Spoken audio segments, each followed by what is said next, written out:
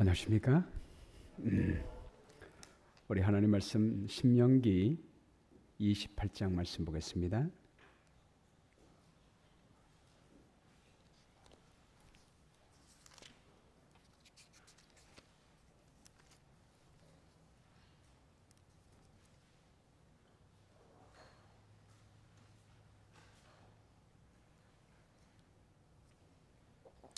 신명기 28장 15절부터 24절까지 말씀 우리 함께 교독하겠습니다. 신명기 28장 15절로 24절입니다. 제가 홀수 읽고 여러분께서 짝수를 읽으시기 바랍니다. 내가 만일 내 하나님 여호와의 말씀을 순종하지 아니하여 내가 오늘 내게 명령하는 그의 모든 명령과 규례를 지켜 행하지 아니하면 이 모든 저주가 내게 임하여 내게 이를 것이니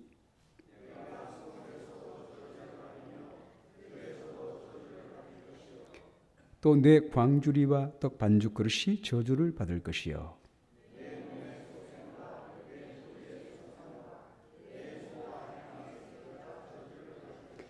내가 들어와도 저주를 받고 나가도 저주를 받으리라.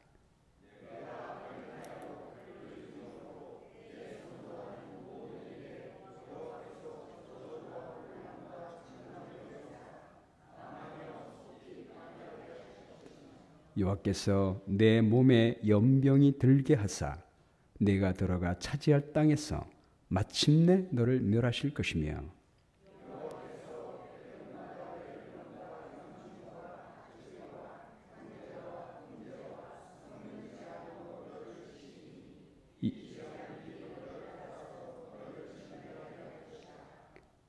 내 머리 위에 하늘은 놋이 되고 내 아래의 땅은 철이 될 것이며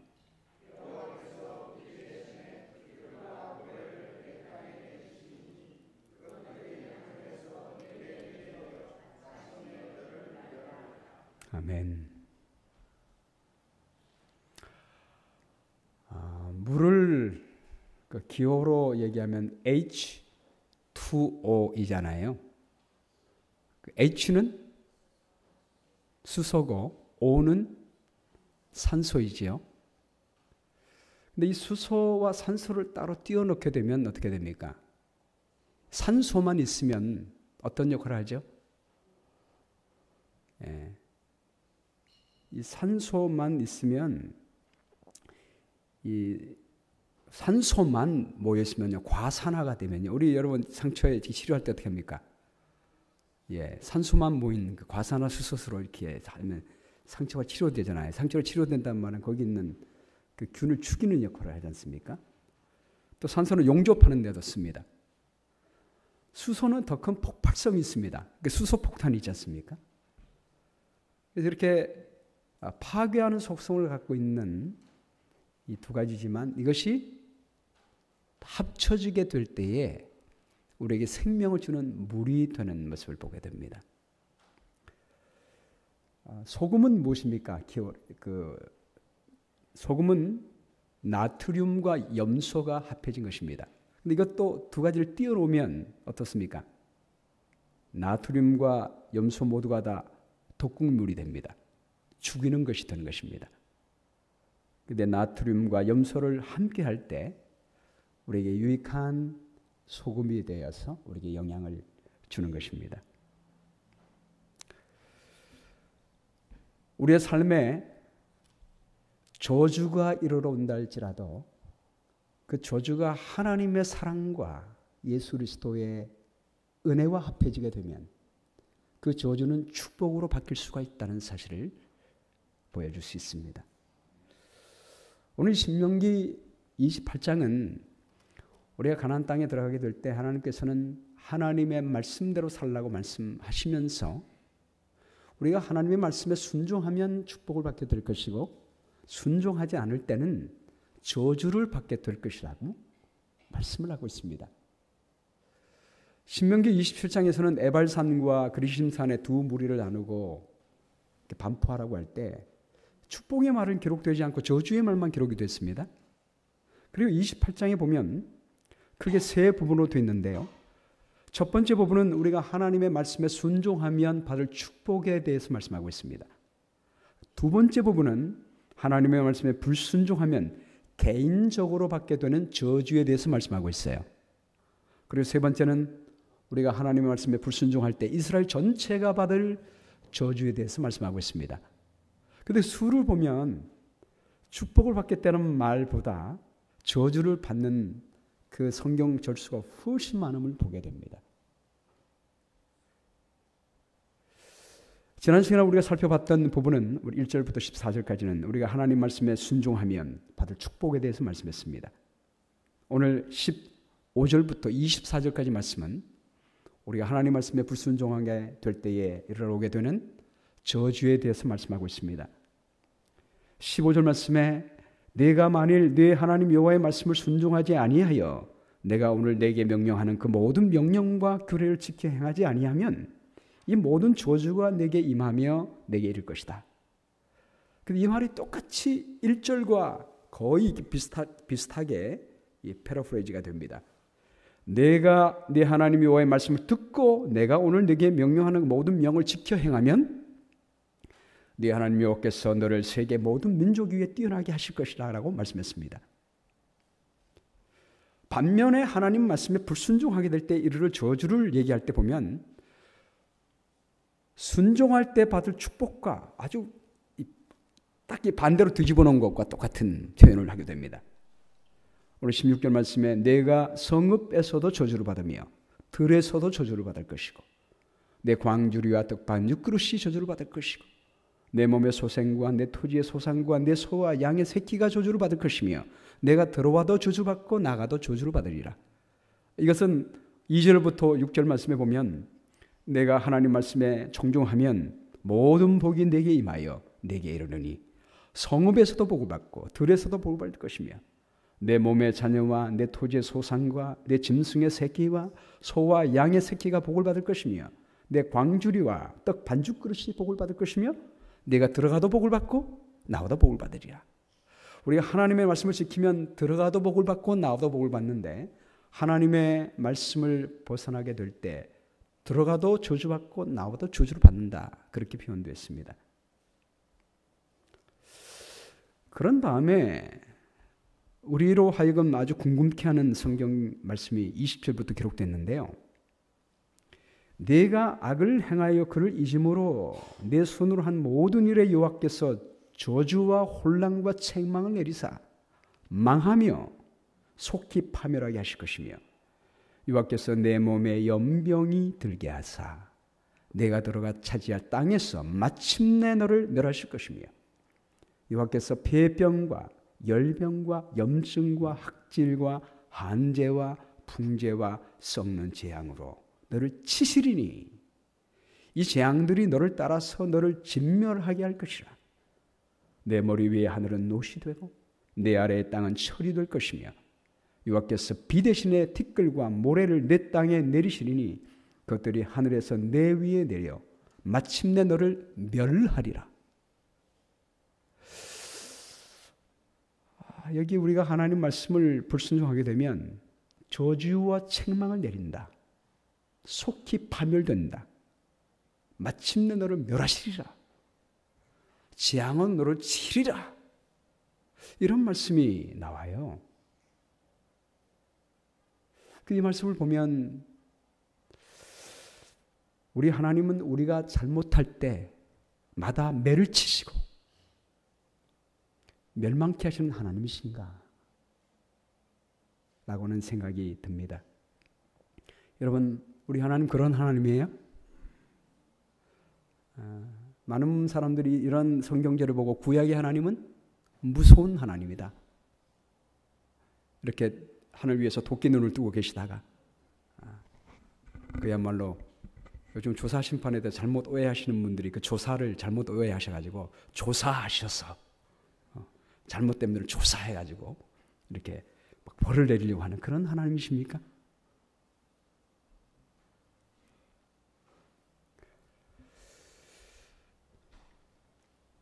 우리가 깨달아야 하는 것은 하나님이 주시는 저주는 우리를 멸하시기 위함이 아니고 우리를 구원하시기 위한 경고임을 알아야 합니다. 바로 오늘 신명기 28장 45절에 다음 시간에 배울 그 모든 민족에게 전할 저주에 관해서 나와 있는 성경절이 이어지지만 거기에 이 저주를 내리시겠다 경고하신 목적이 나와 있습니다. 신명기 28장 45절입니다.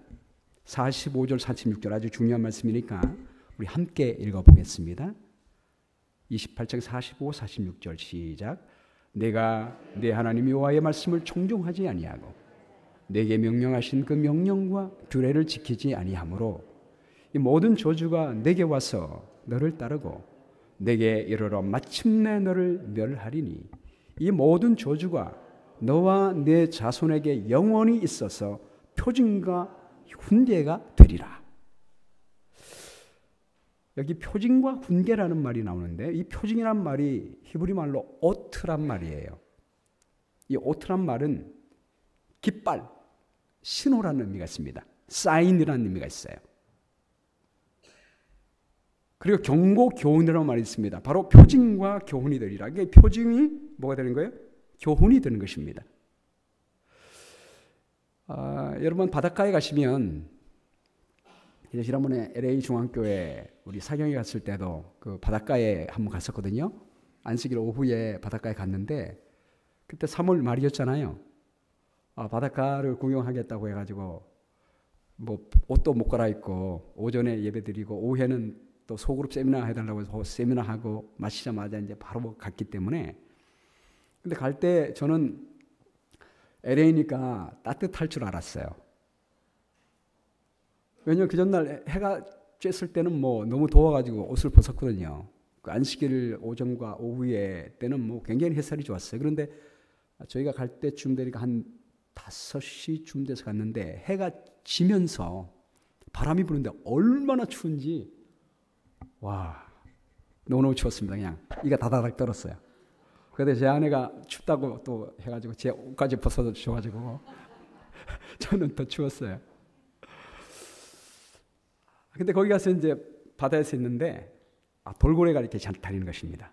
돌고래를 봤어요. 근데 거기 저 편에 보니까 부표가 있어요. 부표가 있고 그 부표 위에 조그만 깃발이 이렇게 있는 것입니다. 그럼 그 부표 위에 있는 깃발, 그 사인, 그 무슨 뜻이에요? 왜 그렇게 해놨죠? 네, 넘어가지 말라는 거죠. 고기를 넘어가면 너무 깊기 때문에 혹시 뭐 수영을 하거나 뭘 하더라도 거기까지만 가고 그 뒤를 넘어가지 말라는 얘기죠. 넘어가면 뭐 한다? 죽는다라고 경고하는 것입니다. 그럼 그 경고가 넘어가면 죽는다 이 말은 무슨 뜻이에요? 너 반드시 죽일 거야 이런 뜻입니까? 아니면 넘어오면 죽을 거니까 살라는 뜻입니까? 살라는 뜻이죠. 그게 바로 깃발, 표징, 사인입니다. 그러므로 하나님께서 하나님의 율법의 말씀을 벗어나면 너 죽는다, 저주받는다 이 말은 무슨 말이에요? 너 저주하겠다는 말이에요? 멸하겠다는 말입니까? 치겠다는 말입니까? 아니죠. 살라는 말입니다. 범죄하지 말고 죽지 말고 살라. 하나님께서 에덴 동산에 선악을 알게 하는 나무를 주신 다음에 내가 이것을 먹는 날에는 정녕 죽으리라 말씀하면 하나님께서 죽이겠다는 말입니까? 죽지 말라는 말이죠. 죽지 말고 살아라 라고 하는 경고에 하나님의 쌓이는 것입니다. 여러분 사랑의 매가 있어요 없어요? 잠언 23장 10절에 보면 아이를 훈계하지 아니치 말라. 채찍으로 그를 때릴지라도 죽지 아니하리라. 우리 아이들을 때리는 부모님들이 정당방위를 위하여 근거로 삼는 성경절이 바로 이 성경절입니다. 하나님이 때리라고 했으니까 성경 말씀에 때리라고 했으니까 때려 이렇게 얘기를 합니다. 그 탤런트 김혜자 씨가 쓴 책 중에 꽃으로도 때리지 말라라고 하는 책이 있어요.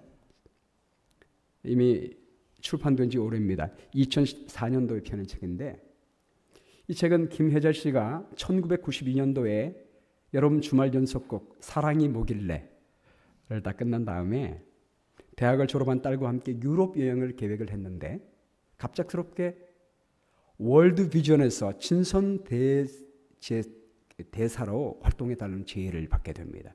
그걸 수락하게 돼요. 그래서 유럽 여행 가던 계획을 취소하고 아프리카 에티오피아로 가게 됩니다. 바로 그것이 10여 년에 걸친 가난한 아이들을 돌보는 출발점이 됐습니다. 흙더미에 파묻혀 팔다리만 내놓고 죽는 아이들, 몇 년째 계속되는 가뭄으로 먹을 게 없어 바람 빠진 풍성처럼 늘어진 엄마의 텅 빈 젖을 비틀며 빠는 아이들, 그러다가 기진에 축 늘어지는 아이들, 결국은 죽고마는 아이들. 김혜자는 자신의 눈에 비친 아이들의 모습을 떨칠 수 없다라고 이 책에서 고백하고 있습니다. 인도의 첸나라는 마을을 갔는데요. 거기에는 마을에서 고리 대금 업자에게 진 $50의 빚 때문에 하루 종일 코코넛 껍질을 까야 되고 새끼 꼬는 일을 하고 잎담배를 마는 일을 하고는 아이들을 만나게 됩니다. 너무 불쌍해서 540명의 아이들의 빚을 다 갚아주고 그 아이들을 구해냅니다. 그러면서 김혜자 씨는 책에 이렇게 기록했습니다. 나는 삶에 대해서 잘 모릅니다. 왜 살고 있는지도 모릅니다. 나 김혜자는 모두의 관심과 사랑을 받으며 잘 살고 있는데 왜 지구의 어느 곳에서는 아이들이 800원짜리 항생제 하나 없어서 장님이 돼야 하고 말라리아에 걸려있는 누워있는 아빠의 배 위에 갓난아이가 굶어가야 하는지를 잘 모르겠습니다. 내 머리로는 이 엄청난 불평등을 이해할 수 없습니다. 그러나 제가 한 가슴에 난 상처를 치유할 수 있다면 저는 헛되이 산 것이 아니리라. 한 인생의 아픔을 달래줄 수 있다면, 한 고통을 위로할 수 있다면 저는 헛되이 산 것이 아니리라고 생각합니다. 그러면서 이 꽃으로도 때리지 말라라고 하는 그 제목으로 이 책을 썼는데요. 이 말은 그 아이들에 대한 샘솟는 애정을 표현하고 있습니다. 우리 아이들에게, 이 험한 세상을 살아가는 우리 아이들에게 용기는 주지 못할 망정 상처 주는 일을 하지 말라는 거예요. 그래서 꽃으로도 때리지 말라. 꽃으로도 때리면 그 아이가 마음의 상처를 입을 테니까 상처 주지 말고 오히려 상처를 치유하는 일을 하자라고 하는 게 그 책의 주제예요. 여러분, 실제로 우리 아이들이 어릴 때 그 부모님이 잘못 때리면 그 육체에만 상처를 받는 게 아니라 마음의 상처를 얻게 되고 그런 상처가 오랫동안 가는 모습을 보게 됩니다. 그런데 우리 하나님은 왜 여기 잠언 23장 10절 말씀에 아이들을 매로 때리라 이렇게 얘기했죠? 우리가 그 다음 성경절을 봐야 합니다. 잠언 23장 10절만 보면 안 되고요. 왜 그렇게 말씀했는지 11절을 봐야 돼요. 11절을 보시면 그를 채찍으로 때리면 그 영혼을 음부에서 구원하리라. 그러니까 하나님이 우리 아이를 매를 대는 상황은 어느 상황이에요? 우리 아이들 음부에 그 영혼이 완전히 범죄해가지고 지옥에 떨어질 그런 상황이 있을 때를 말하는 거예요. 그럴 때 아이를 방임하여 죽도록 내버려두지 말고 그때에 정말 사랑의 매를 대서라도 영혼을 살려라. 내 온몸을 가지고 지옥불에 들어가는 것보다 한 팔을 자르고 구원받는 게 낫다. 두 눈을 가지고 지옥불에 들어가는 것보다 한 눈을 빼더라도 구원받는 게 낫다. 그렇게 말씀하는 것입니다. 한 눈 빠져도 부활 때 어떻게 되니까? 다시 회복되니까.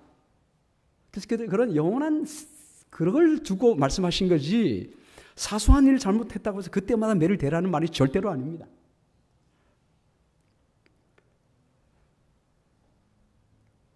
여러분, 우리 하나님도 마찬가지세요.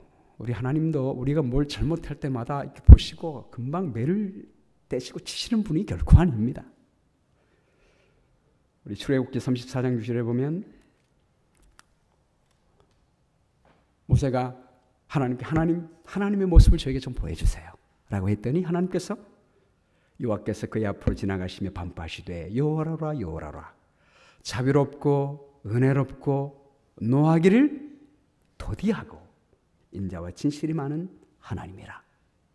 여러분, 이 출애굽기 34장이 어떻게 기록됐습니까?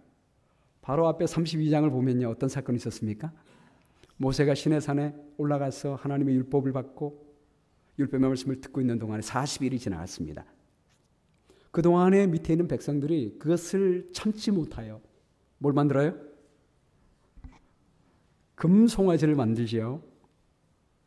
아론을 이렇게 꼬셔가지고 금송아지를 만들고 거기 우상에 숭배를 합니다.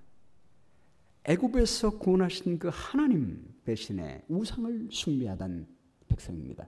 여러분, 하나님 제일 싫어하는 것 중에 하나가 뭐예요?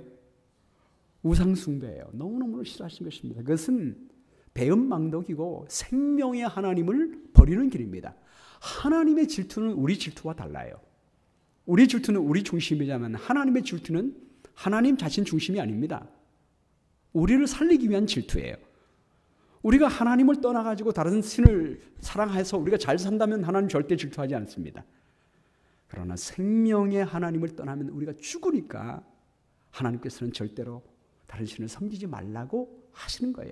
우리를 사랑하시기 때문에 주시는 말씀인 것입니다. 그래서 우상 숭배를 너무나 싫어하십니다. 그것이 우리가 죽는 길이니까. 하나님께서 그것을 아시고 모세에게 말씀하십니다. 우리 출애굽기 32장 10절에 보면 내가 그들에게 진노하여 그들을 진멸하고 너로 큰 나라가 되게 하리라 그렇게 말씀해요.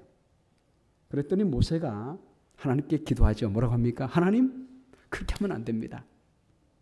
하나님께서 애굽에서 백성들을 구원한 다음에 여기서 죽이면 하나님의 이름이 뭐가 됩니까? 하나님 용서해 주세요. 그러니까 하나님께서 어떻게 하셔요? 진노를 금방 돌이키십니다. 14절을 보면요, 출애굽기 34장 14절에 여호와께서 뜻을 돌이키사 말씀하신 화를 그 백성에게 내리지 아니하시니라. 여러분, 우리 하나님 이런 분이에요. 예? 여러분, 하나님이 진짜 백성들을 진멸하고 싶었어요? 안 진멸하고 싶었어요? 안 진멸하고 싶은 거예요. 용서하고 싶은 거예요. 진멸하고 싶었으면 당장 진멸했지요. 근데 모세에게 그 사실을 슬쩍 흘린 이유가 뭡니까?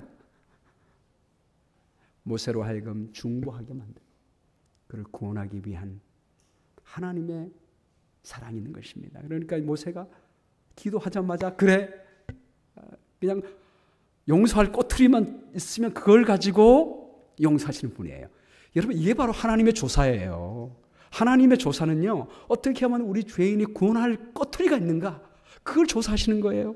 그 꼬투리가 나타나면 그래, 그게 바로 내가 구원할 이유야, 그렇게 말씀하시는 것이 우리 하나님이십니다.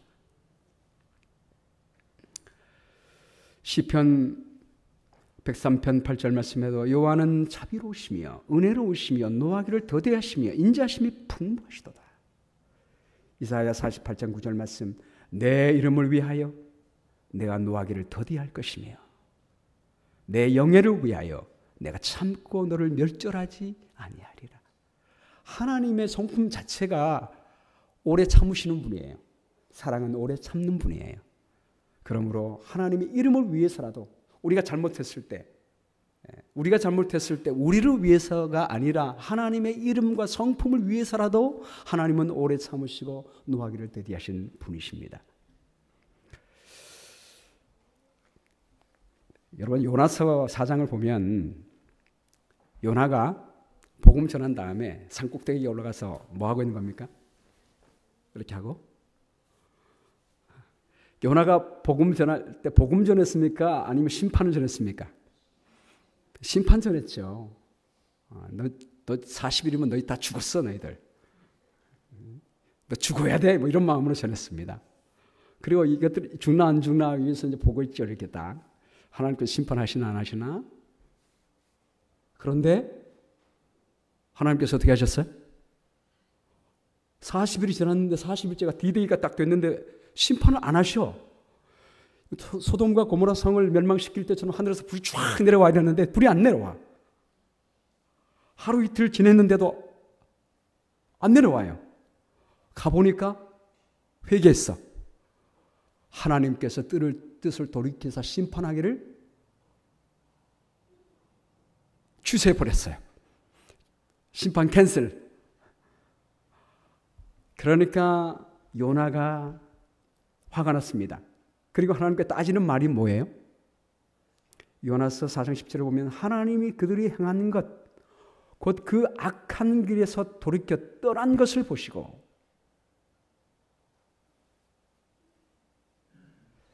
요나서 4장 2절에 보시면요, 뭐라고 하냐면 여호와여 내가 고국에 있을 때에 이러하시겠다고 말씀하지 아니하였나이까.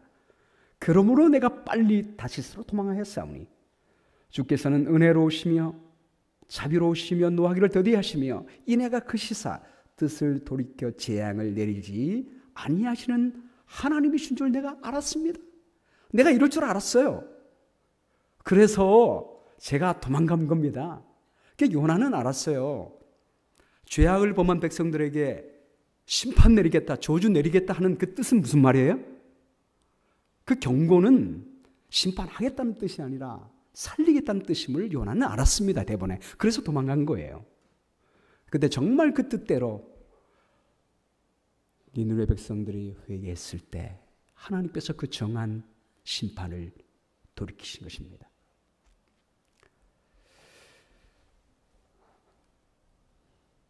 여러분, 그랬더니 우리 하나님께서 아무 말씀도 안 하셔요. 아무 대꾸도 안 하시다가 요나의 그 감정이 풍선의 바람이 빠지기를 좀 기다리시는 것 같아요. 박동쿨을 이렇게 덮게 하셨습니다. 대학빛이 내리실 때 박동쿨이 덮이니까 너무 시원하고 좋아요. 하나님께서 금방 자라게 해놓고는 벌레를 보내가지고 금방 시들게 했습니다. 요나가 하나님께 화를 내지 않습니까? 하나님, 아니 그늘을 줄 때는 언제고 금방 또 이렇게 아사하십니까? 그때 하나님께서 요나의 마음속에 진실을 말씀하시는 것입니다. 내가 수고도 아니하고 재배도 아니했고 하룻밤에 났다가 하룻밤에 말라버린 이 넝쿨을 네가 아꼈거늘. 이 큰 성읍 니느웨는 좌우를 분변하지 못하는 자가 12만여 명이요. 가축도 많이 있나니 내가 어찌 아끼지 않겠느냐 말씀하셨습니다. 여러분, 이 말씀을 볼 때 하나님이 우리에게 주신 모든 저주의 선포는 뭐예요? 경고입니다. 그리고 우리를 살리기 위한 하나님의 사랑의 경고임을 보게 됩니다. 우리가 잘 아는 것처럼 세 천사의 기별도 마찬가지지 않습니까? 첫 번째 천사의 기별은 창조주 하나님을 경배하는 것이고, 근데 그것을 거절하는 백성들을 향하여 너희가 그것을 거절하면, 그리고 짐승의 표를 받고 우상을 숭배하면 너희가 죽는다. 진노의 포도주를 마신다. 밤낮 쉼을 얻지 못한다. 지옥불에 멸망받을 거야. 그러므로 절대로 거기에 절하지 마. 거기에 절하면 저주받을 거야. 그렇게 말씀하십니다. 이 경고는 뭡니까? 살라고 말씀하시는 하나님의 은혜인 것입니다. 우리가 창세기를 봐도 아담이 범죄했을 때요, 하나님께서 아담에게 저주하셨어요, 안 하셨어요? 창세기 3장을 가만히 보면, 지난번에 저희가 이제 장로님들 수양에 갔을 때 저희가 창세기 3장을 묵상했거든요.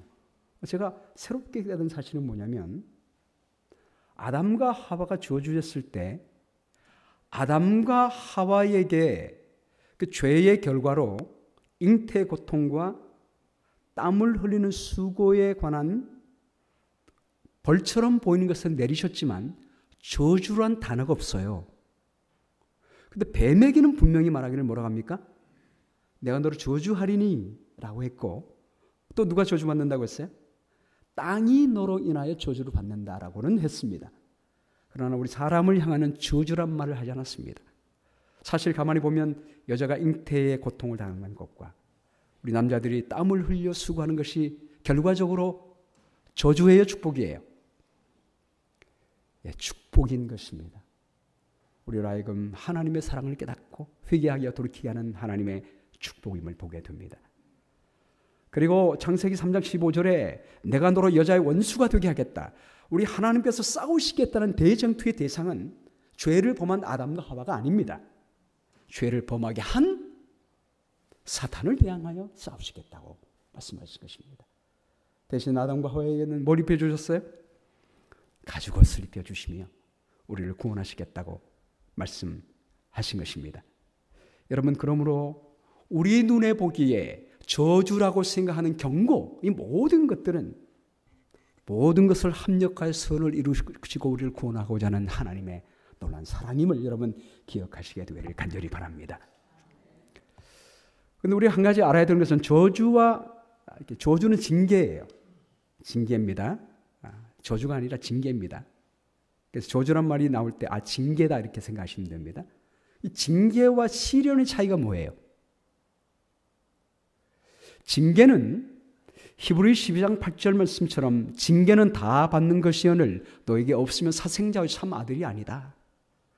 이 징계는 우리가 잘못했을 때 징계하심으로 돌아와서 구원받게 하시는 하나님의 사랑입니다. 잘못했는데도 그냥 놔두면 어떻게 돼요? 그 사생자입니다. 그거는. 그래서 돌아와서 구원받게 하는 하나님의 징계가 있습니다. 그런데 시련은 뭐예요? 베드로전서 4장 12절 말씀에 사랑하는 자들아 너희를 연단하려고 오는 불시험을 이상한 일 당하는 것 같이 여기지 말고 오히려 너희가 그리스도의 고난에 참여하는 것으로 즐거워하라. 우리가 잘못하지 않아도 우리가 고난받을 수가 있다는 거예요. 그 대표적인 얘가 누구예요? 욥입니다. 욥은 잘못한 게 없습니다. 그러나 그의 삶에 시련이 왔습니다. 그 시련은 우리의 믿음을 더 연단하게 하려는 하나님의 은혜인 것입니다. 그래서 욥이 나중에 고백하기를 내가 가는 길을 그가 아시나니 그가 나를 단련하신 후에는 내가 순금같이 나오리라.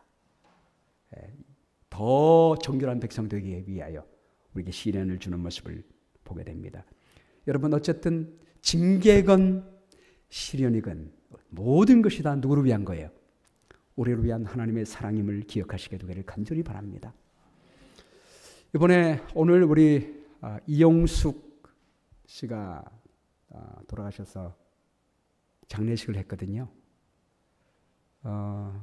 고 이영숙 성도 장례식이라고 했더니 우리 장태양 집사님이 언뜻 보면 우리 어머니 돌아가신 줄 알겠네요. 그렇게 말씀을 하셨습니다. 그래서 제가 우리 이영숙 집사님 정말 오래 사시겠습니다. 제가 그렇게 가떡을 보냈습니다. 그 이영숙 씨는 누구냐면요. 지금 볼티모어 교회에서 청년 목사로 있는 존 킴 목사님, 그 와이프 줄리아 안, 그리고 제프리 안, 그 두 사람의 외할머니예요. 우리 최창화 장로님하고 임유순 집사님이 바로 옆집에 살았다고 해요. 옆집에 살았는데 살면서 그때 이 줄리아하고 제프리 어머니 아버지가 DC 쪽에서 가게를 운영했기 때문에 아침에 나오면 밤에 들어옵니다. 그러니까 이영숙 이분이 이제 한국에 있다가 남편과 함께 1928년생이세요. 1945년도에 결혼했고 1985년도에 미국에 옵니다. 미국에 와가지고 손주를 대신 돌보는 것입니다. 하루 종일 손주를 돌봤습니다. 이번에 지난 월요일 날 돌아가셨다는 얘기를 듣고 제가 가보니까 그 제프리하고 줄리아가 와 있는데 줄리아도 엄청 슬퍼하고 제프리는요 지금 홍콩에 있는데 그때 우리 임유순 집사님이 그 제프리하고 줄리아를 데리고 우리 교회를 나온 거예요. 그래서 우리 교회 영어권 나와가지고 그 아이들이 우리 교인이 된 거예요. 그래서 그 줄리아는 사모님이 된 겁니다. 존킴 목사님을 만나서 사모가 됐습니다. 이번에 가니까 그 제프리가 홍콩에서 나왔는데 막 얼마나 우는지, 제가 갔는데도 뭐 인사도 못할 만큼 정신을 못 차리고 방에 들어가지고 막 기절할 정도로 우는 거예요. 할머니가 키웠기 때문에 너무 사랑으로 키운 것입니다. 그러니까 부모에 대한 애정보다 할머니에 대한 애정이 너무 더 깊어요.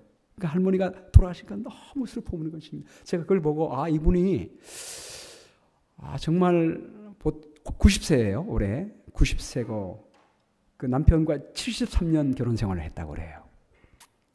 그렇게 또 대장암에 걸리셔서 한 2년 동안 고생하시다가 돌아가셨는데, 그 정도가 되면 호상이라고 생각하고 그럴 텐데 이렇게 슬퍼하는 손자가 있음을 보고 이분이 참 이렇게 사랑을 주는 생애를 살았구나라는 사실을 제가 알게 됐습니다. 근데 사실은 이제 3주 전에 그 줄리아 사모님이 저희한테 전화가 왔어요. 전화가 와가지고 임유순 집사님도 저에게 전화하기를 이영숙 씨가 이제 간호사가 왔는데 며칠 못 산다고 했다는 거예요. 벌써 이 곡기를 끊은 지 벌써 3일이 됐다고. 그래서 이 줄리아 어머니가 특별히 이영숙 씨는 평생 불교에 다녔습니다. 한국에 있을 때도 불교였고요. 대개 한국에서는 불교 다닐지라도 미국에 오면 그래도 교회가 나오잖아요. 근데 1985년도부터 와서요. 33년 동안 있으면서 남편과 함께 계속 불교였습니다. 그렇게 아주 강직한 분이에요. 강직한 분인데 이제 아파서 눕게 됐으니까 그 딸이 그래도 어머니가 돌아가시면 불교보다는 본인은 교회를 안 나가면서 하나님 안에서 장례식을 하기를 원하는 것입니다. 그리고 그 줄리아는 복음을 전해서 할머니를 구원하고 싶은 거예요. 근데 사실 그 전에 그 존킴 목사님이 함께 가가지고 복음을 계속 전했습니다. 영어로 하고 옆에서 누가 통역하고, 그래서 줄리아가 통역하든지 아니면 우리 임유순 집사님이 가서 통역해 주든지 그렇게 복음을 전했는데, 전하긴 전했지만 영어로 하다 보니까 시원치 않은 거예요. 그래서 목사님 모셔서 복음을 좀 전해 주셨으면 좋겠습니다. 그래서 제가 2주 전 안식일 날 우리 임용윤 장로님과 함께 가서 복음을 전해줬습니다. 근데 가니까 돌아가실 분 같지가 않아요. 아주 건강하시고 단아하시고 그리고 정신이 말짱하셔요. 그날 94도로 올라갔습니다. 온도가. 아파트 안에 이 에어컨을 켰는데도 얼마나 더운지 땀을 제가 뻘뻘 흘리면서 복음을 증거했습니다. 창조와 구원과 부활과 재림과 영생에 대해서 핵심 있게 전했습니다. 그리고 제가 마지막 할머니 이것을 들으시겠습니까? 이렇게 물었더니 말씀을 안 하시는 거예요. 당연하죠. 왜냐하면 처음 보는 목회자가 평생 불교를 다니신 분에게 전했으니 그걸 금방 얘기하겠습니까? 물론 말씀도 못 하실 기력이 없어서. 그래서 제가 할머님 생각해 보시고 제가 다음에 올 때에 말씀해 주십시오. 그렇게 하고 제가 돌아왔습니다. 그런데 연락을 받으니까 좋아지셨다는 거예요. 음식을 조금씩 드시기 시작했다는 거예요. 그래서 한국에서 막내 아들이 오려고 인천공항에 왔다가 오지 말라고 해가지고 다시 돌아갔다는 것입니다. 저도 그날 뵈니까 뭐 한두 달 이상 더 사시겠어요 보니까. 그래서 제가 이제 바쁜 일도 많이 있고 그래가지고 금방 가지 못하고 일주일이 지났습니다. 근데 지난 월요일 날 돌아가셨다는 소식을 딱 든 거예요. 저 아차 싶었습니다. 한 번 더 가서 복음을 전하고 영접하는 그 고백을 받았어야 되는데 너무 아쉬운 것입니다. 그래서 제가 차 타고 가면서 하나님께 기도했습니다. 하나님, 이분이 고백하는 것이 정말 중요한데 왜 제가 매일 아침마다 하나님께 하루의 일정을 얘기할 때 하나님께서 이제까지는 정말 필요한 영혼이 있으면 말씀해 주시고 가게 하셨는데 왜 이분에게는 가도록 그렇게 말씀해 주지 않았습니까? 라고 하나님께 따지는 기도를 드렸어요. 그런데 하나님께서 제게 말씀하시기를 네가 그날 복음 전한 거 그날 우리 마칠 때 우리 임영주 장로님도 간절히 기도했습니다. 저도 기도하고 임 장로님도 간절히 기도하고. 복음 전한 것이 허지로 간 것이 아니다. 꼭 내 앞에서 고백해야지만 고백이냐? 십자가의 강도가 주님께 직접 고백한 것처럼 복음을 들었으니까 나에게 직접 고백할 수 있지 않느냐? 그런 음성을 들려주신 겁니다. 제가 그 생각을 들으면서 마음이 놓이고 확신이 생기는 겁니다. 근데 거기 가서 임유순 집사님하고 왔는데 예배드리면서 얘기하다 보니까 임유순 집사님이 하는 말이, 목사님 염려하지 마세요. 존킴 목사님하고 제가 복음 절 때 제가 통역했는데 할머니가 주님을 영접하겠다고 고백했습니다. 그래서 얼마나 참 기쁘고 감사한지. 근데 제가 느끼는 것은 그거예요. 평생 동안에 90생애 동안에 불교를 고집하며 살았던 이 할머니를 하나님이 그를 구원하시기 위하여 얼마나 노력을 하셨던지 그 노력을 보게 됐습니다. 그 할머니를 구원하기 위하여 직접 하면 안 되니까 하나님께서 그 손주를 먼저 구원하신 거예요. 그리고 목회자와 목회자 사모가 되게 하시고 그를 통하여 할머니께 복음을 전하게 하셨습니다. 저희가 간 것은 한국말로 한번 설명한 것뿐이고 그 전에 그 존킴 목사님과 그 손녀가 간절히 말씀을 전거했어요. 사랑으로. 그리고 고백하게 만든 것입니다. 근데 그 할머니가 참 선하시고 좋으신 분이에요. 사랑이 많으신 분이에요. 근데 이 불교에 딱 고정이 돼 있으니까 안 되는 겁니다. 충실하게 하다 보니까. 근데 이 영혼을 구원하기 위하여 하나님은 손녀를 교회에 나가게 만드시고 손주를 통하여 복음을 듣게 하시고 마침내 구원하시는 그 하나님의 그 놀라운 사랑의 그 노력을 제가 보게 됐습니다. 우리 하나님은 정말 한 영혼을 끝까지 구원하기 위하여 노력하시는 분이시구나. 제가 다시 한번 느끼게 되면서요. 이분이 대장암에 걸려서 2년 동안 고생하셨는데 이 대장암마저도 축복이구나 이런 생각을 하게 됐습니다. 여러분 이분이 만일 병이 안 걸렸으면 복음을 받아들였을까요? 갑자기 건강하게 사시다가 어떤 사고로 돌아가시거나 아니면 말짱한 가운데 기력이 있다가 그냥 딱 돌아가시면 과연 복음을 받아들일 수가 있었을까? 연약하고 누워있을 때 가족들이 와서 사랑을 베풀어주고 사랑이야말로 권면할 때 드디어 하나님의 사랑을 발견하게 된 것입니다. 우리 눈에 저주처럼 보이는 그 질병도 하나님은 축복으로 바꾸셔서 구원받게 만드는 도구로 삼아주시는 하나님의 놀라운 사랑을 제가 다시 한번 깨닫게 됐습니다. 제가 그러면서 제 마음속에 이런 결심을 했습니다. 하나님께서 이렇게 영혼들을 구원하기 위하여 노력하시는데 제가 하나님의 손이 되어 더 열심히 하나님의 복음을 전하겠습니다. 그렇게 하나님께 고백을 드렸습니다. 오늘 이제 장례식 다 마친 다음에 화개장터에 가지고 식사를 하는데 제 바로 앞에 그 이규봉 사장님 그 이제 돌아가신 고인의 남편이 앉으셨고 그 바로 옆에 그 이 아들이 일남 사녀예요. 딸 넷의 막내가 아들입니다. 그 존 리, 우리 한국 이름으로 이종훈이에요. 대화를 나눴는데 우리 교회에 8년이나 나왔다는 거예요. 30년 전에 미국 21살에 왔는데 오자마자 그 최창화 장로님하고 임유순 집사님이 그 아이를 데리고 나올 때 두 분도 데리고 나왔지만 자기가 아이들을 데리고 나오기 위하여 차를 몰고 그 두 아이를 데리고 제프리와 슐리아를 데리고 교회에 참석했다는 것입니다. 그리고 8년이나 다녔대요. 여러분 기억하십니까? 그때 엄성희 목사님 계셨대요. 8년이나 나왔대요. 그래서 왜 지금은 안 나오냐 그랬더니 사회생활하고 그 메릴랜드 대학 나오고 지금은 국가 공무원이에요. 특허청에서 근무합니다. 사람이 좋아요. 이미지가 꼭 우리 최영규 장로님 이미지가 똑같아. 맞아요. 정말 좋으신 분입니다. 왜 안 나오냐고 그랬더니 어떻게 하다 보니까 그렇게 됐다는 것입니다.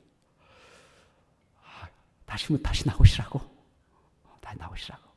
그랬더니 마음에 있는 것 같은 느낌이 들었습니다. 그래서 이번 기회를 통해서 하나님께서 얘기하다 보니까 그 가족들이 다 한 번씩 우리 교회 안 나온 분이 없어요. 그 매형들까지도 안 나온 분이 없습니다. 다 연결되어 있는 거예요. 제가 느끼는 게 하나님이 이런 기회에 이 가족을 사랑하셔서 구원하시기 위하여 이렇게 하시는구나. 다시 한번 그런 것도 느꼈습니다. 요한복음 20장 22절 말씀 보고 우리 마치겠습니다. 여러분 요한복음 20장 22절 다 펴시기 바랍니다. 요한복음 20장 22절 말씀, 22절과 23절 말씀, 제가 22절 읽으면 여러분께서 23절을 다 함께 읽으시기 바랍니다. 요한복음 20장 22절, 이 말씀을 하시고 그들을 향하사 숨을 내쉬며 이르시되 성령을 받으라.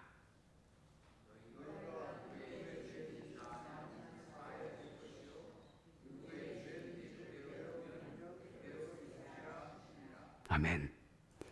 여러분 예수님 부활하신 다음에 우리에게 사명을 맡겨주실 때 한마디 말로 암축하셨습니다.